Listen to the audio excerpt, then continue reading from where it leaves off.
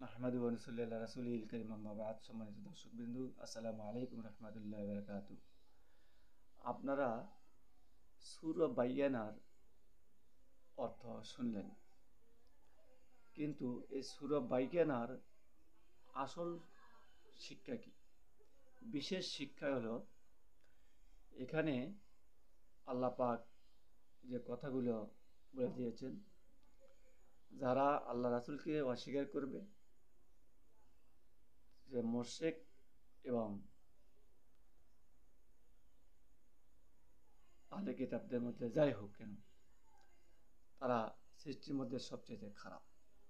আর যারা আল্লাহ রাসূলকে স্বীকার করবে, আল্লাহর নেক আমল করবে, তারা সৃষ্টির মধ্যে সবচাইতে উত্তম। এখানে সবচেয়ে উল্লেখযোগ্য হলো প্রত্যেকটা মানুষের মধ্যে আল্লাহ পাক রূহ দান করেছেন। এই রূহুর কাজ হচ্ছে ভালো জিনিস পছন্দ করা, মন্দ জিনিস অপছন্দ করা। এটাই হলো রূহুর স্বভাব।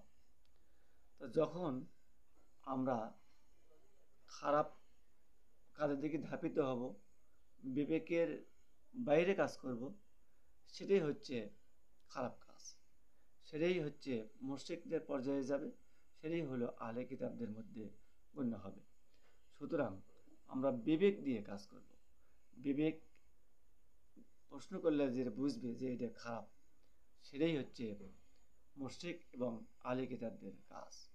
সুতরাং আমরা বিবেককে সবসময় সঠিক পথে রাখব এবং বিবেক কাটিয়ে সবসময় আমরা নেক আমলগুলি করব, ভালো জিনিসগুলো আমরা করব, যাতে আমরা আল্লাহর দরবারে পাকড়াও না হই। আশা করি বুঝতে পেরেছি।